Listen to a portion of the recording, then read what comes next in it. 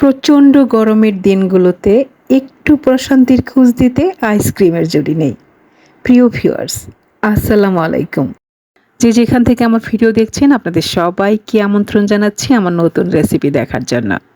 আমি বিন্দু, ময়মনসিংহ থেকে। আজ আপনাদের তৈরি করে দেখাচ্ছি কাস্টার্ড আইসক্রিম। কাস্টার্ড আইসক্রিম বিভিন্নভাবে তৈরি করা যায়, তবে কিভাবে তৈরি করলে আপনার আইসক্রিমটা খেতে অনেক বেশি মজার হবে সেই রেসিপিটি আজ শেয়ার করছি।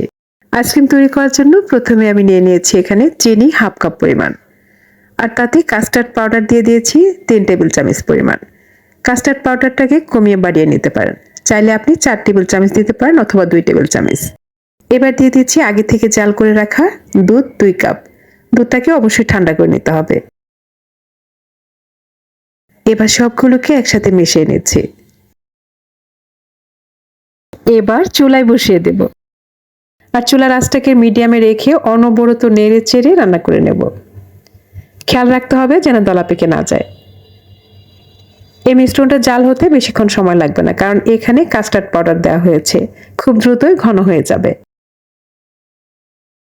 দেখতে পাচ্ছেন আমি এরকম রেখেছি। এ পর্যায়ে নামিয়ে নেব, আর প্রথমে এটাকে আমি রুম টেম্পারেচারে রেখে ঠান্ডা করে নেব। তারপর একটি ঢাকনা দিয়ে ঢেকে নর্মাল ফ্রিজে রেখে পর্যাপ্ত পরিমাণ ঠান্ডা করে নেব। এবার রেডি করে নিচ্ছি আইসক্রিমের জন্য ক্রিম। আমি এখানে হুইপ ক্রিম নিয়ে নিয়েছি 1/2 কাপ পরিমাণ। ইলেকট্রিক বিটারটাকে হাই স্পিডে রেখে আমি অনবরত বিট করে নিয়েছি। ক্রিমটাকে খুব বেশি ঘন করার প্রয়োজন নেই। আমার ক্রিমটা বিট করা হয়ে গেছে। এই পর্যায়ে বিট করে নেব ওই যে ফ্রিজে রেখেছিলাম কাস্টার্ড ক্রিমটা, ওটা বিট করে নিয়েছি। এটা ফ্রিজে রাখার জন্য দেখেন একদম জমে গেছে। দুটো ক্রিমকে অবশ্যই প্রথমে আলাদা আলাদা বিট করে নেবেন, তারপর একসাথে করে আবার বিট করে নেব। আমি কাস্টার্ড ক্রিমটাও কিন্তু খুব ভালোভাবে বিট করে নিয়েছি, একদম স্মুথ হয়ে গেছে। এই পর্যায়ে দুইটা ক্রিম একসাথে করে আরো কিছুক্ষণের জন্য বিট করে নেব। এই আইসক্রিমটা খেতে যে কতটা মজার, বাসায় তৈরি না করলে কিন্তু বুঝতে পারবেন না। এভাবে আইসক্রিম তৈরি করে খেলে দেখবেন আপনার কাছে দোকানের আইসক্রিম আর ভালো লাগবে না। এই পর্যায়ে আমি আইসক্রিমের কালারটাকে সুন্দর করার জন্য সামান্য ফুড কালার ব্যবহার করেছি। আমি এখানে অরেঞ্জ ফুড কালারটা নিয়েছি। এটা একদমই অপশনাল, আপনি চাইলে স্কিপ করতে পারেন। আমার আইসক্রিমের মিশ্রণটা কিন্তু একদম রেডি। এবার একটি বক্সে ভরে ডিপ ফ্রিজে রেখে দেব 6 ঘন্টার জন্য অথবা সারা রাতের জন্য।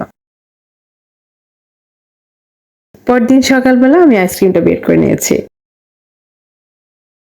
দেখতেই পাচ্ছেন আমার আইসক্রিমটা কতটা পারফেক্টলি সেট হয়েছে। নিশ্চয়ই দেখে বুঝতে পারছেন যে আইসক্রিমটা কতটা ক্রিমি হয়েছে। আশা করছি বাসায় অবশ্যই ট্রাই করবেন। রেসিপিটি হুবহু ফলো করলে আপনিও খুবই সামান্য উপকরণ দিয়ে খুব সহজে এমন মজার আইসক্রিম বাসায় তৈরি করে নিতে পারবেন।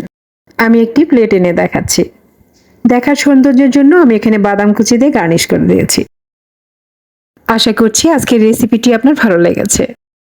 রেসিপি ভালো লাগলে এবং এমন মজার মজার সহজ রেসিপি পেতে চাইলে আমার চ্যানেলটাকে সাবস্ক্রাইব করে বেল আইকনে প্রেস করবেন। আপনারা দেখছিলেন বিন্দুস কুকিং অ্যান্ড লাইফস্টাইল। আবার দেখা হবে নতুন কোনো ভিডিও নিয়ে আমার পরবর্তী এপিসোডে। এ পর্যন্ত সবাই অনেক ভালো থাকবেন। শুভকামনা সবার জন্য।